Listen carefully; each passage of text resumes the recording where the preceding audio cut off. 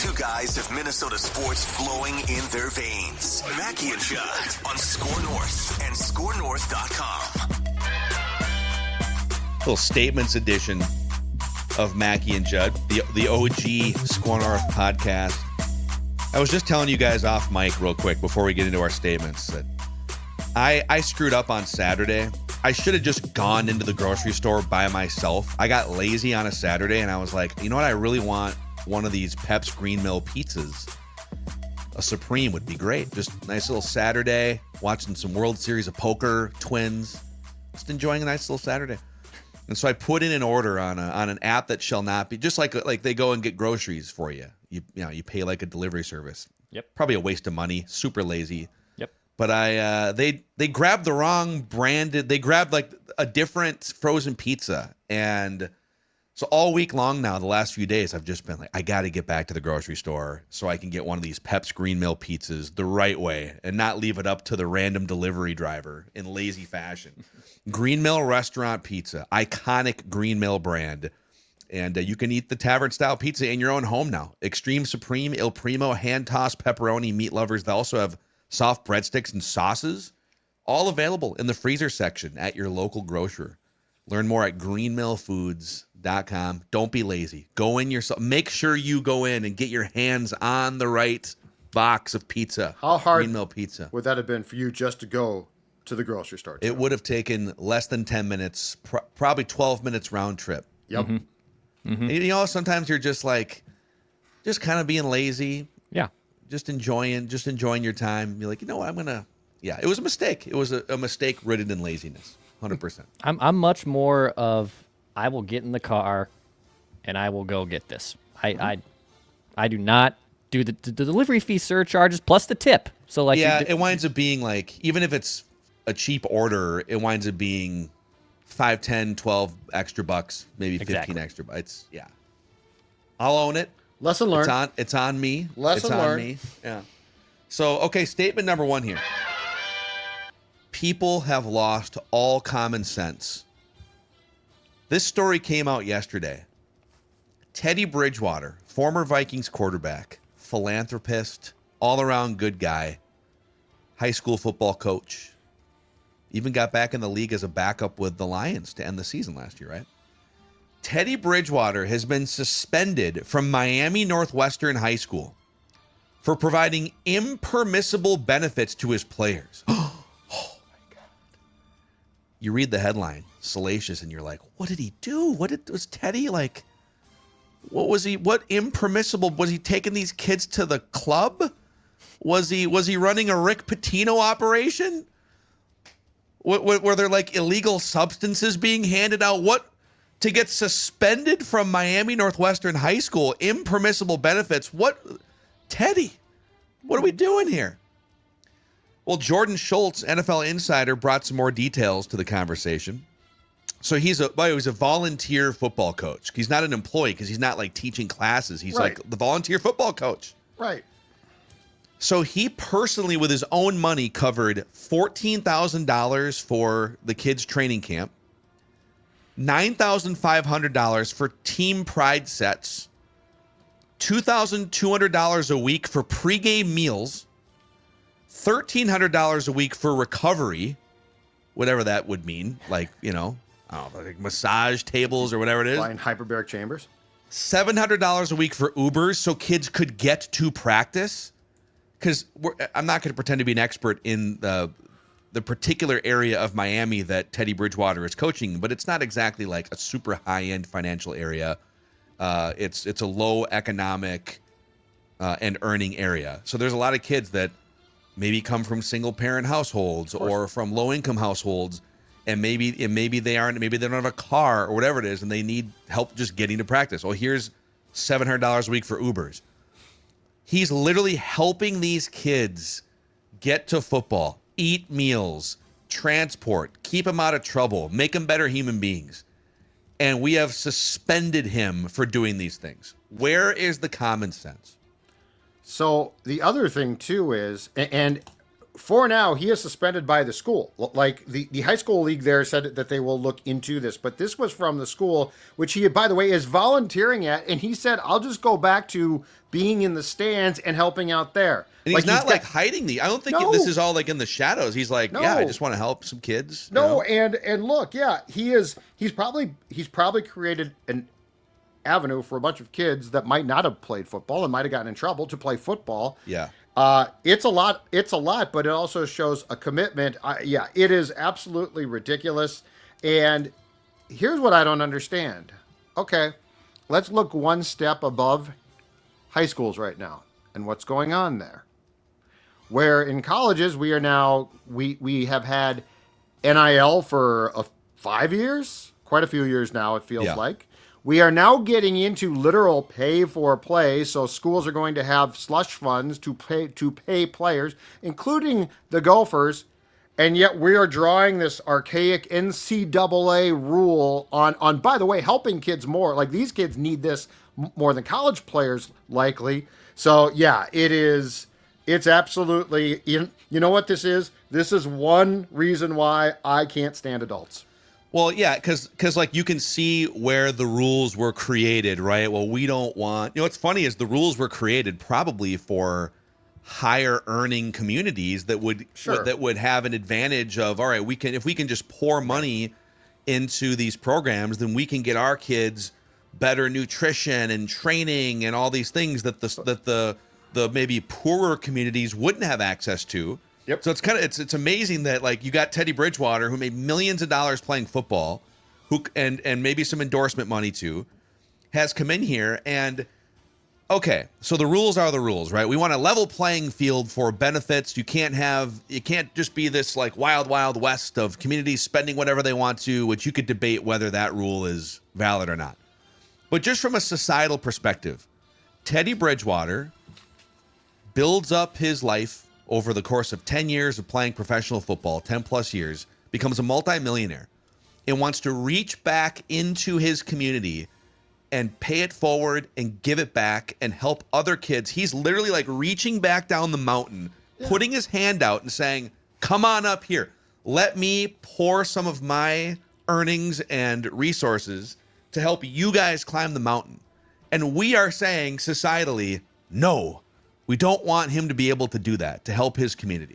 It's wild. And yes, Judd, it's adults that are just overthinking and being too rigid within these rules. It's ridiculous. And two things here. So like let's say that you say, some of this is too much, okay? But $2,200 a week for meals. So like he's paying for these kids to eat. Last time I checked, you need to eat. And so they're eating probably fairly well compared to the alternative of A, going hungry, or B, not being fed nutritious food to play football. Yeah. If it was just like stem cell treatments. Yes, then exactly. That's the thing is, like recovery, okay, we could talk about that. But, again, transportation. Okay, let's see. If I'm a young man in a non-affluent area, and my choice is I can play football or I can hang out after school and do nothing good. But I need to get to football practice or get home. Let's see. What should the adults decide? I think they should decide to kick me to the corner and I hang out in this. Like, this is absolutely ridiculous. Yeah. I can see it being a story. I can see it being talked about. But to suspend the man for this, you are helping people. And correct. I mean, I think food is the funniest thing. You got to cut out those pregame meals. Oh, yeah. I hope the kids starve too. How ridiculous. It is. He's doing the right thing as a human. Correct. He's doing the right thing by society and community. And he was there. We're punishing for it. It's so dumb. That's okay, so I'm like 3 or 4. I think 4. I think I finished 4 last night before going to bed. I am 4 episodes into Quarterback, the season 2 of Quarterback. I'm around the same spot, like 3.5 episodes in. Yeah. Okay.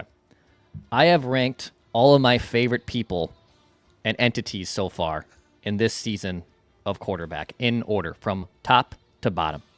Oh, wow. Easily. Jared Goff is amazing. I love Jared Goff. nice. I didn't think he was maybe as good as one person on this show tried to tell us. but he has been a great quarterback for the Lions. It wasn't Judd, by the way, for the audio audience. That was Phil. Yep. He's a likable dude. He's got a competitive nature to him that I don't think we observe just on the TV on Sundays or whenever we're watching him. So Jared Goff's easily my favorite person in this documentary. Here's the list after Jared Goff of my favorite people in this documentary in order. Dan Campbell. We are seeing some quintessential Dan Campbell in this. F-bombs everywhere, running through a brick wall, getting the team pumped up. Love it. Dan Campbell's my second favorite person. It was late in the season. They're ravaged with defensive injuries, and I can't remember the game. They were about to play a big game, and he essentially told the room, Wednesday meeting room, he said, offense, it's on you. We're putting it all on you. And he looks at Jared sitting in the front row, and he goes, you have to carry it. It's on you. You have to. And he says, up. we're gonna go for it every single time. We're gonna go for it unless it's 4th and 20. We are going for it. We are not backing down. And it was like, I'm sitting in my living room. Yeah, I'm pumped. On my grocery And you're delivery like, what's app. so bad Just about like, 4th and 20? Come on, Danny. And Phil also left off at about 15 F-bombs in the quote that he just laid from Dan Jared Campbell, Goff, too. also a sneaky F-bomb dropper. Big Yeah. time yeah. F-bomb dropper. Good. Oh, yeah. Love Yep. to hear that. Next person on this list, Kristen Goff, Jared's wife. Big fan of Kristen Goff. She's fun. She helps him with the plays. She has a good demeanor about her. I like her. She's fun. She's my third hilarious. favorite person, ahead of Joe Burrow and ahead of Kirk Cousins. My third favorite person. Yeah, she's so they'll like read through the plays together because part of it is the play comes out from the coach into your headphones, and then you have to like internalize it and then regurgitate the play. And so his wife helps him with that process on Fridays and Saturdays. Very nice. That's awesome. Fourth favorite person, Archie Goff, the Goff family dog. Like me some Archie. There's a lot of Archie time. They walk Archie. They see him on the couch. He was involved in the wedding. Big fan of Archie. Archie Goff. Well, I think he's a lab. Looks like a lab. Boy. Oh. Next person on this list, Joe Burrow. I thought I was going to like Joe Burrow the most, or I was most excited to watch him. But we talked about it a little bit on Purple Daily. He is exactly who I thought he was. And that's fine. It's not a knock on him. It's just he is this very cool, calm, collected cat, but he's got this swagger and moxie about him that is interesting to see. But it's stuff that I think was confirmed to me basically watching this so far. And his parents are part of the show, but he's had a girlfriend. It's still very private. Like they're showing him in his house and stuff. Mm-hmm. But he clearly put up some parameters, like privacy parameters. Yeah. Yep. The Goffs were much more open, it looks like, at least through 3 episodes, and the Cousins as well, about like the access that you're granted. If you're gonna put up parameters, I feel like you should probably pass on a project like that. I don't know. He's still, even with the parameters, and maybe Dex disagrees, it's still fascinating to just see more of Joe Burrow. Yeah. That's the most that we've been able to see of Joe Burrow. Yeah. It's cool. A few more people on this list. Burrow's mom and dad. It's cool. I forgot that his dad was a defensive coordinator. I didn't at Ohio, I think. So that was cool. His mom, him and Joe were very close growing up, and that's where he got a lot of his fashion sense was from his mom. You also get to see the relationship between Burrow and the Jamar Chase family, which was unique. So they're obviously very tight from LSU days, but both the mom and dad of Joe Burrow and the mom and dad of Jamar are very close. They watch games together. They tailgate together. They eat dinner together. It was cool to see that relationship. And then there's a line in the sand, a huge line in the sand, and it goes deep into the earth. And it's Kirk Cousins' friends who are obsessed with Roy Rogers beverages. So what's a Roy Rogers? Is that like a kitty cocktail? Yeah. Pretty much. It's like a Coke. It's a cherry Coke, but like Coke with actual grenadine, I believe, in it. I think it's They're what just they pounding they're at like a bar pounding Roy Rogers. No I think- alcohol, of course. I think they called them Shirley Temples in my day. Yeah. Shirley Whereas the Temple's Shirley kitty Temple cocktail. was 7-Up Shirley Temple had the 7-Up. 7-Up, yeah. Excuse me. Yep. or Sprite or whatever the lemon citrusy. lime. It's a good drink. Yeah. It's a good drink. Yeah, when you're Cherry right in it. Yeah.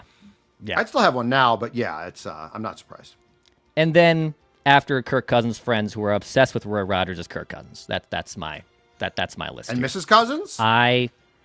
You can loop the whole family in. That's Okay. fine. Everything is so forced, infomercially. There's been 2 great clips infomercials that Kirk clearly made money off of within the first 3 episodes. So I have not watched this yet because I can't stand him, and he triggers me. It triggers me, but you have to watch it. But the first time around, like, he was still Kirk, but I felt like that was sort of a breakthrough. Like, I felt like the acceptance of Kirk was much higher. So what's the difference between that season and season 3? Well, there was some things I don't think we learned about Kirk, and that was kind of cool to see the curtain pulled back a little bit more when they did the first season 1 2 years ago. It is all the things I couldn't stand about the guy are now 100% publicized, and it's right there in front of you, and I just cannot. I always thought he was insecure and had these problems. Holy cow, it has been doubled and tripled down to me of how insecure he really is. To piggyback off that point, if I haven't ranted about this enough across like 3 different podcasts, and it's 100% worth a watch, Judd. You should carve out some time before training camp, because I know Camp Notes is going to take up a lot of your time. Yeah. But it's like you go and you sign this sort of franchise leading, altering player, right? I know that even with like the injuries and stuff, the amount of money that you put on with the Vikings back in the day and the Falcons, you think you're bringing in this leader of the franchise. And then he spends every practice, unless they just like gave him a bad edit, but even in the confessional parts where it's like him talking, it's the same thing. He's just bitching about the offensive system and how hard it is, and then talking about how the injuries aren't an excuse, but they really are an excuse. And it's like every possible thing that could be bad or wrong, he's bringing to the table, as opposed to just like fixing those things, working with the coaches, being the bigger leader, being the right. Like, I mean, Judd, you sent us a clip of Justin Jefferson talking because he's been doing some football camps. Mm-hmm. And I don't remember how the conversation got initiated, but it was like, what if your quarterback sucks? And Jefferson basically said, well, if you think your quarterback isn't getting you the ball in the way that you need to, or if there's some sort of problem, then you pull him off to the side after practice and say, let's get some extra reps in, right? It's all like, let's work on this. And it's just, Declan nailed it. It's one Kirkism after another. Some of it's kind of funny and charming, but a lot of it is like, well, yeah. It's aw shucks on the surface, but it would drive you insane if you were a front office guy or a coach or a teammate. And you can tell by the way that teammates interact with him that's like, dude, hey, like, snap out. Like, when the quarterback coach is telling a 36-year-old, dude, like, hey, there's a lot of game left. I need you to, like, get back into this. Why do you have to say that to a 36-year-old? But that's what he told O'Connell in that Colts game. Yeah. It's like he comes off his head's down. Oh, no. Yeah, because he came off the field before the Greg Joseph field goal attempt, and he's like, it's too far. It's too far. And O'Connell, now the difference was that was Kirk on a 13-win team that went out in the first round of the playoffs. Last year, things went wrong, but he triggers me. I don't need it. I covered him enough. And saw enough. Like, this is why. This sounds like it's a play-by-play of why, while he was at fault, Zimmer couldn't stand him. So, just a little, So, I want you to get like 3 episodes in, and then send us some triggered text messages. He triggers me. His wife does as well. Okay, so here's my statement. I knew it was going to be bad, but even I didn't know it would be this bad. I'm talking about the life of Adrian Peterson. Adrian Peterson, a Hall of Fame running back, a slam dunk as long as he can keep his nose clean, into the Vikings Ring of Honor. One of the greats in franchise history. I read this from CBS Sports, okay? Former National Football League running back Adrian Peterson got into a fight with a man over a poker game earlier this summer, and now he's cashing in on the skirmish. Peterson has signed a celebrity boxing contract, according to TMZ Sports, with his first fight coming against Baby Joe Costenda, the person at the center of the May Brawl at Joker Stars in Houston. If you recall, he got into a fight that was captured on video. He is now going to fight him. He says, quote, "Me and the guy, we're cool. We've known each other. It was literally like a brother situation. We agreed to disagree. We had words and we threw blows, and that was it. No charges were filed." You knew, Baby Joe Castaneda. yeah, Baby Joe. But you knew that as long as Peterson tried to stick around, and by the way, he still is not officially retired, and from his financial problems, which of course were exasperated by the fact that he had multiple camels at his birthday party, you knew this wouldn't be good. But my God, this is absolutely hard to watch. This is a slow speed train wreck. And Well, it gets worse every time you see a story about Adrian. Who's okay? All due respect to Baby Joe Castaneda, who he does have a background of at least playing in some documented tournaments. So I'm on the Hendon Mob. The HendonMob.com tracks like every poker tournament in history, and he does have $52,000 in career poker winnings. Baby Joe does. Baby Joe. Nice job.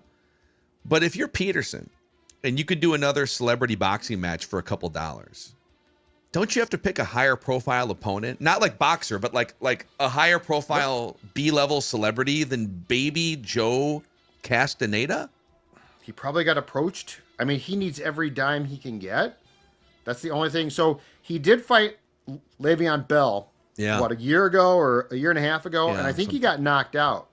So I don't know, man. But I mean, that guy, it's so pathetic and sad because Adrian Peterson's one of the best Vikings of all time.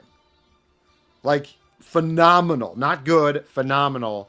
And you knew he had financial problems. You knew the fact that he continued to play and it got pathetic, that it was bad. But, like, we are now, every story that you see, I mean, he's literally brought here by the Vikings for the draft and he gets a Dewey. Yeah, I'm looking up here real quick. What is the payday? Like when he fought Le'Veon Bell, what is that payday for him? Is that it's okay, Le'Veon Bell leads Social Gloves 2 salaries with $250K. It looks like Adrian Peterson made $15,000 potentially. That's it. And He makes a meager $15,000 for a knockout loss to Le'Veon Bell. So he's literally, and that's against Le'Veon Bell. So he ain't making $15,000 to fight Baby Joe Castaneda. Just go with Baby Joe. Baby Joe. Who is advising? It's like, Adrian, listen, dude, like take a deep breath. I know you're not maybe the most charismatic media figure but there are so many things he could do for money, for more than $15,000. Every athlete under the sun has a podcast now, a YouTube channel. Yeah. He could be a coach, right? He could go make some money being like a running backs coach for a college team or something, couldn't he? But the banks, my guess is from the stories of his financial struggles, every time he makes a dime, it goes directly to pay off his debts. Then he's going to need more than $15,000 child support. Chunks. Oh, it's bad. Yeah, it's bad. It's awful. Like, it's really sad. I'm not joking around. It is really pathetic and sad. Is there any world where, like, look at some of these athlete podcasts. I mean, the O-line committee, very clearly. All the Smoke. There's so many athlete podcasts out there. Well, I mean, that's my question is like, should we contact is there any way AP? Let me ask my question. Is there any way that he would be entertaining if it was like him and like two other guys or something where he could build a big YouTube channel or something, right? Like he's fighting random poker players for money. I guess he needs an advisor. Well, he does, but I guess my question is also what's his state of mind at this point too, because it doesn't sound right. Yeah. He's getting in fights in a casino.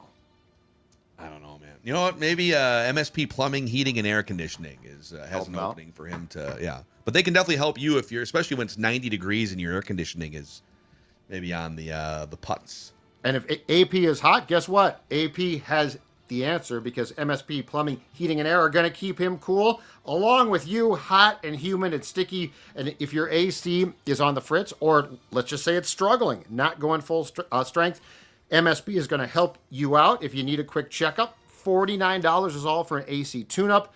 We're talking about repairs, installs, reliable service, because that's what they are all about. Ask about their Total Comfort Club membership and know that your system will be taken care of all year long. MSP Plumbing, Heating, and Air. Contact them at 651-615-4292 or check out their website, callmsp.com. Callmsp.com.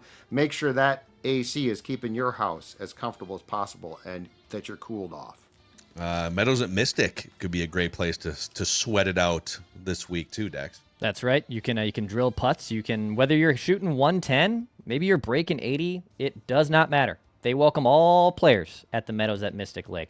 I swear this was one take. No one ever believes me. That video that played on YouTube, that was one take. You.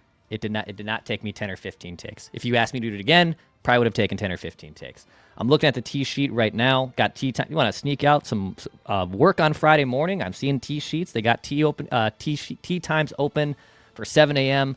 So go check out the Meadows at Mystic Lake, golfthemeadows.com to book that tee time. Let's do one more here, Dex. Let's do one more. So a lifestyle one. Yesterday, I usually do grocery shopping on Mondays. That's my day. I usually do grocery shopping. And my wife really wanted to go with me. And grocery shopping, as I explained to her, is me time. That is a time I like to do this by myself. And she makes me the list. She makes the list. I stick to the list. Very rarely do I deviate off that list or even add to the list, unless it's something that would really bring us joy or something we really want to cook. And even yesterday, I saw some flowers at Shoot, so I picked up extra flowers. And then even at this local grocery store, there's a bar attached to the grocery store. So I had a happy hour beverage after I finished shopping. Oh, so you like brought the grocery bags to the bar? It's a bar that's inside the grocery store. But what'd you do with the bags though? I just put them next to me. Just put them next to me. Yeah, ponied up. The checkout's right here, and then the bar is literally 5 feet from it. It's Tanala. It just, you're looking at it, and it's got all these great beers. So I usually like to get a beer every once in a while when I finish my grocery shopping. But at the end of the day, the grocery shopping is a me time thing, and we've talked about this, I know, a little bit before, but I thoroughly enjoy grocery shopping. Target runs, no. Like, I do not enjoy those. I really don't. I think that's a completely different beast, and there's all these aisles, you're going up and down. I don't like it. But grocery shopping, I love, and it's me time. So is your statement just that, or is your question like, should it be a couples thing versus a solo journey? I guess. That the question? And you could, if that's something you guys would entertain, if you'd like to do that, good for you. But for me, in my marriage, which I just celebrated 1 year over the weekend, I like to do that by myself. So my problem is now Dawn loves to order groceries from the two places that we go. So I've lost my grocery shopping ability. Oh, okay. You go pick it up, or are they? Yeah, I go pick it up. Okay. I go pick it up. So, but what I'm saying is, I'm with Dex. I think grocery shopping is soothing. Well, two things. One, the music has to be good. Like, that's important. I need a good yacht rock playlist for me to. Sure, exactly. And the other thing is, and this is where it's different than Target, at the grocery store, I think what's comforting is going up and down the aisles. So, like, because at Target, Dex is right. It's very, no pun intended, targeted. Like, you're going to certain things. At the grocery store, you're still going to certain things, but you're working the aisles a little bit. You got your eye on some other things that maybe aren't on the list. Does Kelsey comparison shop much, or no? Because like Dawn, what I didn't like about going grocery shopping with Dawn was she would like look at a bottle of ketchup and then she'd look at another bottle, and I'm just like, throw a bottle of ketchup in the thing. Like, let's expedite this. No, not too much. No, okay. I wouldn't say so. Okay, I would say I'm kind of in the camp of like I generally agree that it's more efficient. You don't need two people to go grocery shopping, so we kind of switch off, probably mostly going solo, and then the other one will say, "Hey, here's what I'm aiming for. Let me know if you want me to add anything to this." Yeah, we do. And then like you collaborate via text message or a list, versus like both going down the aisle or splitting up, and then you lose them, and then you got to go looking, and it's more efficient if just one of you goes. And I know for a fact if I take her, and we've done it like once or twice, the list will be deviated off of. Our bill's gonna go up 200%. Oh. Like I know. She every time I come back, she looks at the receipt and she literally tells me, "How do you do this?" And I say, "I stick to the list. That's why. I don't buy unnecessary things to then jump the list up." You'd rather go. You go shopping on Mondays, but I think if like you'd rather err on the side of buying less than you need and then going back on a Thursday, Right. than getting too much stuff and then it's Sunday and That's you're the like, worst. a third of the Although- stuff isn't good anymore, and now you're just being wasteful. Food-wise, you're right, but what drives me nuts is like Dawn will say, "Do we need toothpaste?" And I'll say yes, and she'll say, "Well, we've got 3 things left," and I'm like, "You can never have enough toothpaste. Like it's not going bad. Like it drives me crazy. Like toilet paper. Oh, we already have a few rolls. Okay, but that's You're going to need more. Yeah, yes. but, okay. Now on food, I'm with you. Food, you're exactly right. But there are certain things where I'm like, it's not going to be okay. So you bought more toothpaste. So Not you're like I'm gonna planning throw it out. you're planning for another toilet paper Armageddon. Is that if you were to walk into the Zolgad house, there's just 14 different cases of toilet paper? I just don't think it's worth being hung up on. Well, we have that. Like you're gonna say, like we're gonna save money on toilet paper. It's like we just get more toilet paper. I don't care. Yeah. But food. I feel you. There's something. Target's tough because I personally just like get triggered by. It's not Target's fault, but just people dilly-dallying around. can't stand and then it. like I can never we're gonna get this particular thing. It's like I never know where it is because there's a bajillion different aisles, and it's like it's Really? a guess. At Target? Yeah. Yeah, I'm with Phil. I do not. I used to really like it as like a kid, and even like in my early adulthood. In the last 5 to 10 years, I would, and I don't mind the marketing and the brand of the store, but like when I'm in there, I'm overwhelmed. I am so overwhelmed. It's sensory overload, and people are just like blocking Idiots. aisles or crowding. You know, it's like you're looking here, and then they want to creep in too. It's like just take a lap and come back when I'm gone. It's a whole thing. Do you know, like, okay, so if you go to Target, do you go with a list, or like how do you do your Target trips? Do people go into Target without a list? Well, I would hope people not. Just go But, like hang out at Target for an hour. but like you should always go to the same one and know where things are. Like I know, like when I go in, I know exactly where the toothpaste is, so I don't ever like. I know where the toothpaste is, but if there's Okay. like, you know, if you, I'm trying to think, like if you need Drano or like any number of things that would be a one-off thing. Yeah. Well, Yeah, it's never be it's a afraid to lot. ask. Like I'm immediate give up guy. Like men are. I've never gotten I'm it. an Men. asker. I'll ask. Men don't like to ask I'll ask. for directions and stuff. I'm like I immediately punt. Like Dawn doesn't, and I'm like, where is this? Like you work here. Tell me where it is. Yep. Same thing, especially with going to like the hardware stores now that I'm in the house. We needed this week we needed wasp spray. We got a nasty wasp nest I hate that fell. Nasty one. I needed wasp nest, needed sandpaper because there's a thing I'm working on in the garage, and then I needed light bulbs, outdoor light bulbs, specific. So like the most random, and all 3 of these are it's over there, here, and there. So I had to just ask. I was like, where is light bulbs, sandpaper, wasp killer? I know those are 3 so random things, but that's what I need on this trip. I've got a local some hardware scented store candles. here where the second I walk in, they're always like, "How can I?" Judd. Oh, sports dad. And Yeah. I'm like, "Oh, Looking- where's this or that?" And they'll take me to it. I love when they take you to it. Hello, sports dad. Yes. No, Are we looking for another chainsaw? Yes. Manly actually- things. I'm actually considering one. A chainsaw. A chainsaw. I've got a lot of timber in the back here. Be careful. That's And I've one been I'm hiring a professional for. I've been thinking about it. Yeah, but I've got a lot of little project things, and I've got a handsaw, and it just doesn't cut it. Oh God. I got a huge branch, a huge limb, big limb that fell down like. We can't have Judd's camp notes losing Yeah. an arm. Gotta or a hire hand, so someone. be careful. Got it. Well, I'm considering. I'm not saying I'm doing it. I'm saying I'm considering a chainsaw. I don't know if there's another power tool in the world I would be less equipped to operate than a chainsaw. I Yeah, don't you ever see like that. Yeah, this I don't is see the that. test. The other day, like I had a tape measure measuring like a couple different things for sizing or whatever, the couch, and I dropped the tape measure on my foot. Just it slipped out of my hand, heavy. thinking like, oh, that was. But good thing it wasn't a chainsaw. Like that's like, what's the worst case that can happen? I swing it. I don't see wife or someone behind. It's I don't know, man. I'm not saying I'm going to do it. I'm just saying I've considered it because I've got a lot of timber back here, and I can't. I mean, it's that or stick it in my back seat, drive to the woods, and throw it in the woods. I mean, that's a consideration as well. All right, he's the sports dad. He's Dex. I'm Phil. This is Mackie and Judd, the OG SKOR North podcast.